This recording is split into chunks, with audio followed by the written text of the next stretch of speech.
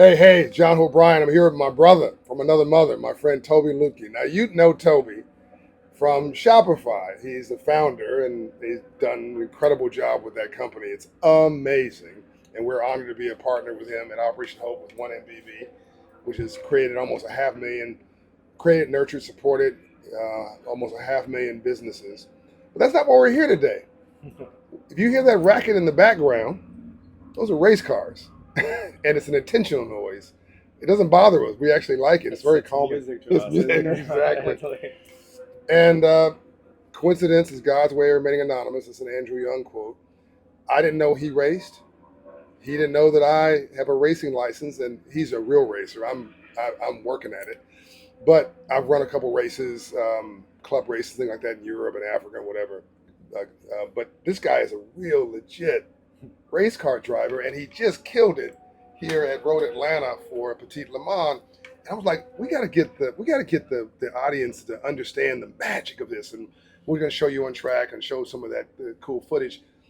My man is killing the game, but people don't really understand motorsports. Yeah. One is one of the most stressful, or you use every part of your body. It's one of the most energized sports in the world. I think one of the top 4 or 5 where you use every part of your body. It's physical, it's mental, it's a challenge. Endurance racing specifically is like, it's unlike anything else I do, certainly. Like, I've never found anything like it. Right? So, but I love it. It's also it's a culture. It's like every race team is a small business, and like no one at a track is there against their will. Everyone is passionate.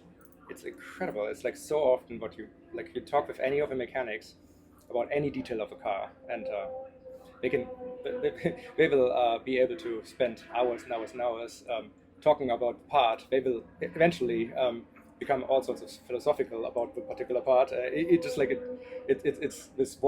wonderful to be surrounded by people who give a shit, and really, really, really put giving a shit and care into a product of any sorts. And at a racetrack, it's all like this, especially about amazing events like the IMSA WeatherTech. And when Toby comes here, or when I go to a track, we're no longer the CEO or the founder or the this or that. We're both founders of organizations. We're just race car drivers. Exactly. And we just want respect for that. And when Toby got out of the car, he had a situation. Don't worry, Fiona, he was safe. He had a situation. Some another car in front of him. He maneuvered it well, and he lost a couple seconds on whatever, which irritates us when that happens. But when he got himself composed for a minute, he's like, "Damn, that was great! Yeah. That was so much fun, right?" I'm out there, and I just I'm like, I can't even believe that we get to do this. That this is even possible.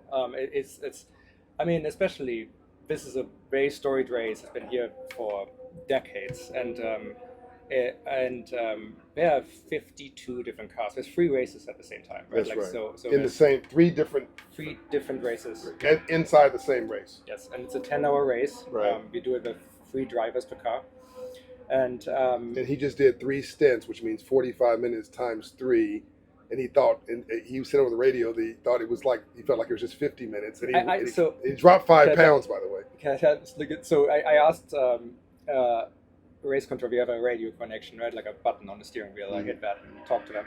And I asked how much driving time I've done, because every driver has to do a minimum of, I think, 2.5 hours.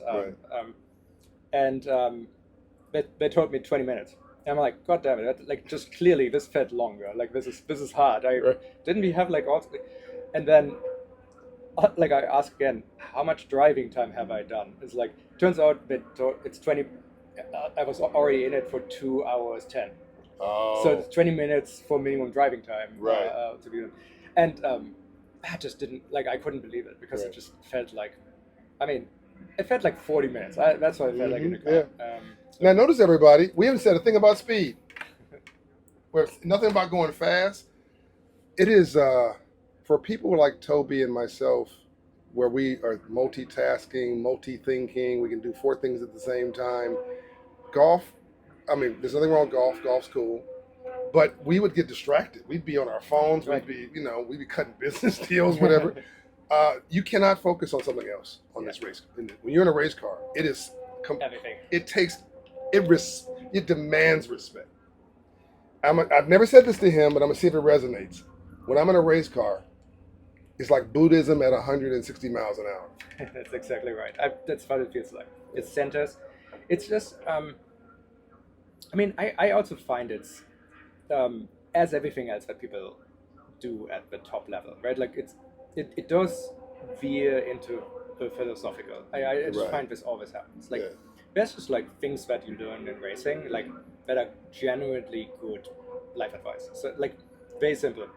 You can like you can't win a race in the first corner, but you can lose it. That's pretty good. That's a pretty good mantra to for life. Yeah, absolutely. It's like just figure out what matters. I also just find like, I mean, at the end of the day, we drive these Le Mans prototype cars, LMP2s they're called. And, so these are downforce cars. They look like spaceships to you, basically. Yeah, right. They look very different from a car on the street. Right. If you've seen Le Mans racing, you would have seen them. But and I mean, those cars are at the end of the day connected to the ground with like 4 playing card sized patches of rubber. That's it. That's the entire connection to planet Earth you have. Right. And lots of faith. And you are trying, like there is amount of resistance that you can invest in driving forward, going laterally, sideways, steering wheel. But there's like a racing car is different from a normal car where like a normal car sort of starts when you get to the limit and you ask too much of it, you will start feeling this. A race car stays put. They are planted. They go. It's not the 160 miles per hour that's so crazy in these cars. It's actually the 130 going to a turn. It's 4.5 G's of like that's pulling you sideways. The car is going that way, and your body's going this way. Yeah, and you have to like just know that downforce will push you. Like the car could drive on a ceiling if it wanted to. Like it's that much downforce. And here at Road Atlanta, you have to throw it into turn 1, and you basically have to go full throttle. And in any normal reality, the car would actually like you're driving at a wall, except that there's a hill and a compression, right? And that causes even more stick, and then it grips and the car takes it, and you just have to believe that that's happening. Physics, financial literacy, really, of course, math, spirituality. It's look. You may not believe in God, but you pray in to God when you find God in the cockpit. So faith, physics, math, technology, attention, focus. Strategy. Yeah, lots of strategy in it. Multitasking. It's also predictive ability. You need to understand what everyone else around you does, right? Like so you need to learn about other people. It actually helps a lot getting to know other drivers because you know who's in the cars around you, and you know what they're like. Are they more aggressive? Are they, like do they play the long game? So all these kind of things. Right. So it's actually community. So yeah, it's a community. Yes. Yeah. And the only race in racing is racing. You put the helmet on. Nobody knows what ethnicity, what gender you are. Are you a good driver or are you not? Do people look at you and say, let's stay away from that guy, or not? Your reputation, and you're interconnected. You're dependent in some ways. You're dependent, well, not in some ways. You depend on your team, the mechanics, those 4 patches of rubber, those tires are. I mean, you think about this, like. You got to be one with the car. Like you're feeling in your butt. You're feeling the road. You're feeling the pedals. You're feeling the gearing. You're hearing the gearing, the engines. When to shift, when to brake, the G forces, all that, which is the lateral pressure. You hear about those in airplanes. You don't hear about it on race cars, but they're it's the same philosophy. They said you can turn that car upside down, and it'll stick on the ceiling. It is very spiritual. I get out of a race car and I just feel so calm. Yeah. And it's an entire vacation. It's an entire vacation. It's like it has all the elements in it, and it's like I mean, it's clearly not for everyone, but like I just love it. It's like it's one of the like, greatest hobbies. Also, just because I mean, this is the most wonderful thing about endurance racing. Um, there's a like system where like I'm a bronze driver, which means I'm sort of a pro-am. It means he's very, very good. He's no punk. He's a very good driver. Pro, essentially. A pro, as much of a pro as an amateur can be who's running a company. Or trying, right? Trying to do that, yes. In my good laps. Yeah. And we're going to show you a lap, so don't worry. The other people I'm sharing the car with, David Heinemeyer Hansen, who's a silver driver. He's done the 24 Hours of Le Mans 12, 13 times. Silver driver is like extremely accomplished. Like again, when you win too much, they upgrade you. Right. So you have a bronze in the car, a silver, and then a gold. A gold is a professional. And then the platinum is the highest of the platinum is like the Formula One guys. Right. And we can have a gold or platinum in our car, and so it's a sport. We are team members. Like it's not like. If you hear about Formula One, they have two cars and the two teammates actually are the biggest competitors because they are only the same hardware. In endurance racing, we are doing driver switches. It takes us 19 seconds to switch a driver. There's another his teammates on the road right now. Yeah, the race is still another, what is it, 5 hours? Yeah, it's gonna get dark. So this Road Atlanta is it gets really dark here. Yeah. I've done dark testing because every driver has to do at least 4 laps in the dark here to be allowed to go, and it's like that's a cool experience. But it tests your face. I'm just like, luckily this track has been here since the early 80s or like 70s, and no one's gonna remove the track behind this corner. But I have no possibility of seeing it. I just have to. You have to believe. I have to believe it's still there. So and no one spun. Yeah, that's also important. Right in front of you. Right, and lost the power and therefore the lights. So anyway, like this is kind of the stuff that happens in racing, and you do it with world-class pros. Oliver Jarvis is like, he won every race many times, and like so it's wonderful to do a hobby, a sport with pros together, and just because you learn so quickly, and everyone's there to help the bronzes to get faster, because having a fast bronze helps you a lot in this world, and so it's so you have a bronze and a silver is the team, and how does this make you better in your family? How does it make you better in your business? For people who think that we are like, why would you do that?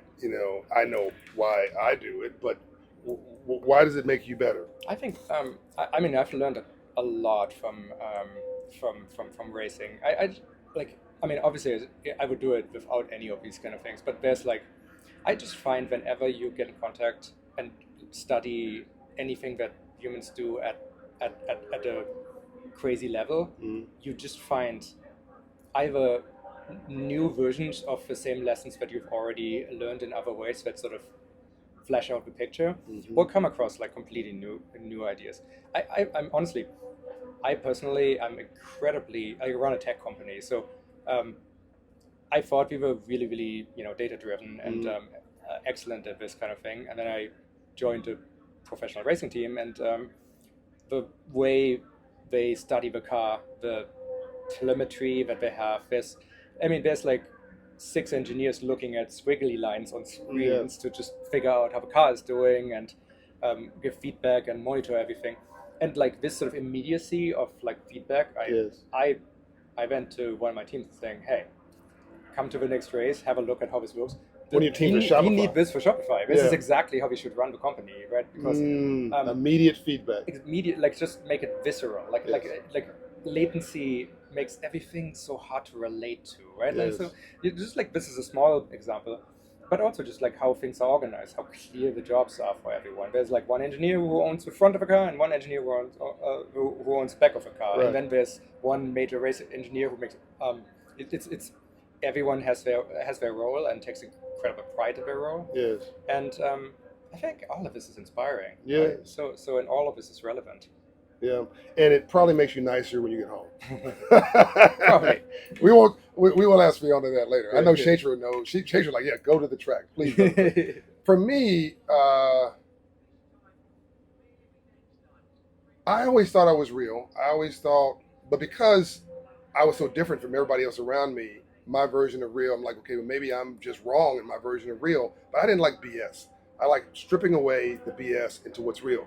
When I got into a race car, I thought I understood the philosophy of life, but when I got into a race car, it challenged me in ways that was like when I was struggling as a kid. Like it was, you can't play around in a race car. You can't mess around. It doesn't care who you are, your reputation, your net worth, your brand. None of that matters.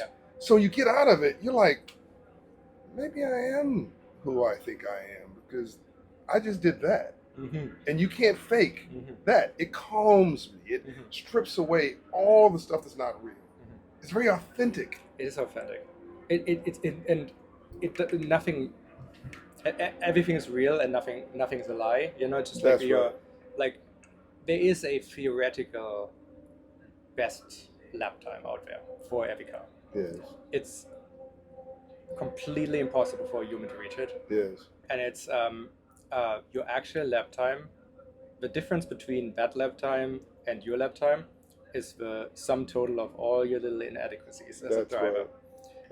But then the next lap starts all over again. 1 minute 14 after the previous one starts, and then you have another shot at it, and it's like you will find micro improvements. You just learn to get better. It's like I honestly like I mean I'm like a lot of drivers really just like want to win, which I totally respect. I feel like I compete against myself. 100%. I to me the other drivers are actually kind of obstacles. That's right. That's right. And they make it more interesting. But like I just want to do a really good job because like I'm part of a team and like everyone there is relying on what I'm doing in the car, and I have to deliver bring the car back. Functioning car, ideally at a good place in the race, to my co-drivers. That's right. And then they do their thing, and then I will hop into the car again and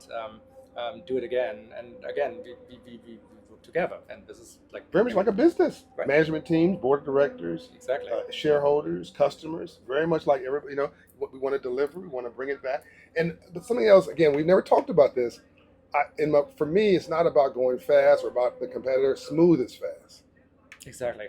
Yeah, it's not like just throwing it around. Right. Smooth is fast. This I don't know if that makes sense to other people, but you only have like, I mean, you have a throttle, you have a brake. You usually use your two legs for both in race cars, and then you have a steering wheel. Yeah, I use the same leg, but anyway, Yeah, so like that's just as fast. Like the steering wheel that goes like this and this.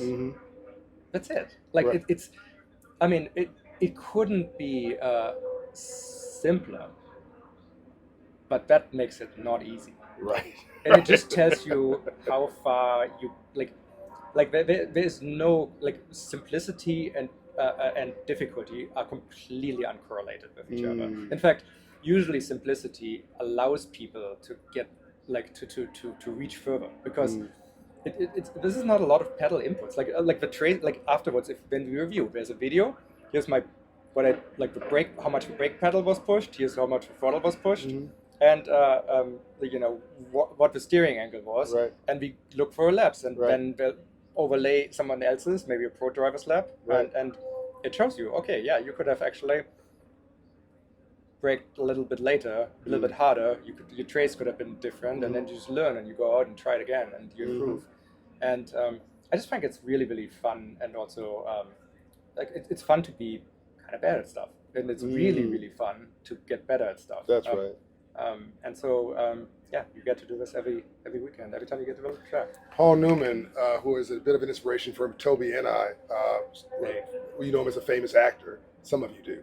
But he was actually he was most proud of being a race car driver, and he started racing at 50, basically the same age that I did, and he won his last race at 82 or 83, and he was phenomenally good. But he started out really not that well. Not in 83. When he was 83, yes, exactly. Which is incredible. It's incredible. Incredible.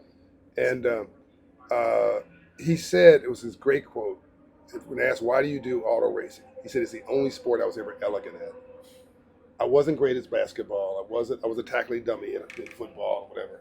but I feel elegant at this sport, and it's and for all the stuff that we've already said, but it is quite fascinating. It is amazing. It is underrated. It is its own world, as you said. Each one of these financial literacy point, each one of these trailers you see is its own LLC, limited liability corporation. Exactly. It has insurance. It has profit and loss, balance sheet, income statement, sponsors.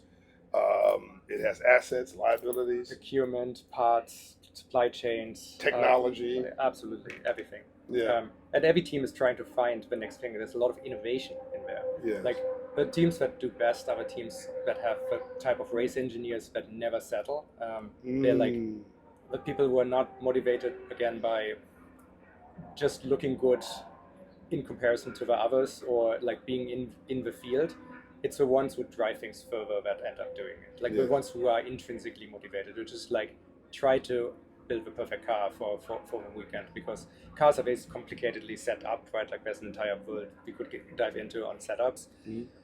But suffice to say that like innovation is a big part of it. Creativity is a big part of it. Thinking outside of the box is a big part of it. There's a rule book that exists, and in most of industry, the engineers are there to look at the specifications and build something that conforms to the specifications and does the job. In racing, it's the one where it's a competition between the specification and the engineer. It's the engineer, like it's the types. It's the rare type of engineer that likes to break rules, rather, or find ways how to stretch the rules. Okay. And there's Formula One is has a long document history. There's Adrian Newey, who built many of the best cars in the world, and like Senna's McLaren, and then Verstappen's. Senna from Brazil. Yep. Yeah, exactly, and Verstappen's recent winning cars. And he wrote a book, How to Build a Car, which I recommend. It's just the story of someone who takes the new formula, and this is why it's called Formula One. It's like takes the 600 pages, goes to a cottage with a drawing board, and starts drawing parts that he thinks would do the best job. And so, I mean, that is like racing has all sorts of interesting characters in it. It's a niche for lots of types of people who I don't know where else they would be. It's the kind of people who are like they work on the car, and then if they don't, they talk with their friends about car, and then they drive home in their car, and then probably meet some friends over beers to talk about cars, and watch the race, and then go in the shop and work on their project car. It's just like it's all that, right? And so it's also wonderful to support that kind of world for people who really deeply desire that something like this is possible. Yes, and you got Verstappen, who sees his fashion or his artwork in the car, and you got Lewis Hamilton, who sees fashion. Designing the car and designing the world, and they're both great drivers, just different styles and different approaches. Lewis increasingly also is real fashion, usually like on his Shopify store. He's doing really well. Is he? Yeah. Lewis Hamilton has a Shopify. Lewis has incredible style. He does have incredible style, and he did a great job with this F1 movie. It's fantastic. Yeah, isn't that great? I watched it three times. My father-in-law's watched it 4 times. He's here. Dr. Dalton's here, this whole thing is blowing his mind. I mean, I did the race that starts the movie, right? Like it's like the 24 hours of that's right. The Rolex 24. I've done this race. I've done literally the walk he does from his trailer. And we are currently in the trailer at the racetrack, so this is my version of the first scene of the movie. It's pretty cool. And so I've done this walk at 2 a.m. to the race car, and they captured it really, really well. So. I mean, this I also love. Like what is wonderful celebration of endurance racing before it then gets into Formula One, which is the real story. So, for anybody who's not clear, endurance racing. So sprint racing is what it sounds like, a sprint. Endurance racing is 2 hours, 6 hours, 12 hours, 24 hours. Yeah, 24 hours of Le Mans is the biggest endurance race in the world. The Rolex 24 is one of the biggest, probably second biggest. And here we are at Le Petit Le Mans, which is in Atlanta, Road Atlanta, which is a 10-hour race. Right. And for anybody who likes to lose weight, This is the sport for you. You lose 5 to 10 pounds in a day, right? Yeah, in a long stint, if it's hot, especially. So you just did 3 45-minute stints. My guess is you lost 4 to 5 pounds. Easily. Easily. Yeah, I will have to get that back soon. Yeah, we're gonna go eat now and Yes, get some of that back. When he got out, he had a cold pack around his neck, like an ice pack. Yes. Because you're at over 100 degrees in the cockpit. It gets really hot in these cars. Yeah. So, as we wrap up, give the audience one or two examples of leadership lessons you've learned in the car that you can. By the way, my man has already brought Shopify to IMSA and NASCAR. He's bringing his business to wherever he goes, and Shopify is already starting to dominate this space. I didn't even know Lewis Hamilton at a Shopify shop. Why am I surprised? But what is a leadership lesson that you've learned from being a race car driver? From my co-drivers who are much more experienced than me, the quality and the directness of the feedback they give, I get out of a car. Like they're just like the small we have a ritual of like after every session go through it, and the race engineer comes and just listens. Yes. And he's basically he runs the team, he runs the car, right? And just listen to the driver, and we go through every turn and any feedback, and then he doesn't do the things we ask him to. He ignores every suggestion, which like that is also a good leadership thing. But he understands he will understand the problem under the problem. Okay. We talk about symptoms, like it's understeering. He understands the car at a completely different level, and then he goes back and tells his team to do nothing of the sorts of what we said, and somehow magically the car is now more pointy, or like understeer means that you turn the car, but it does not turn with you as much as you'd like it to. By the way, oversteer is the opposite problem. Yeah, those are all terms. Like what do they mean doesn't matter. It's just like these are how race car drivers give feedback to each other, and but like it's this thing of like this observe, like this, it's an OODA loop. Like if you come across like observe. Object observe. I can't actually go through the list. It just means that it's basically one of those loops where you figure out what's true, and then what are we doing about it, and then we do it, and then we go back to observe, and just it's that. And so so constantly improving, always chasing, never settling. That is, I really think that's. I think you see this in all the best teams, but it's a bit muted. It's in the background. It's unacknowledged in a way. Yes. Sometimes people talk about it, but then they can go for a long time not talking about it. In a race car, it's the entire thing. And I think this inversion is.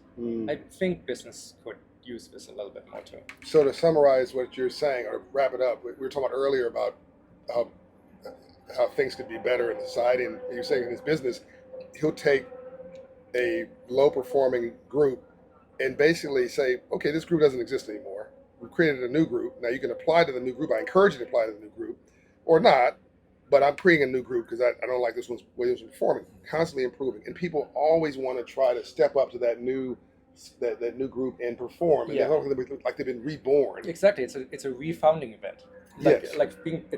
It's fun to be part of something new. Yes. It's stressful to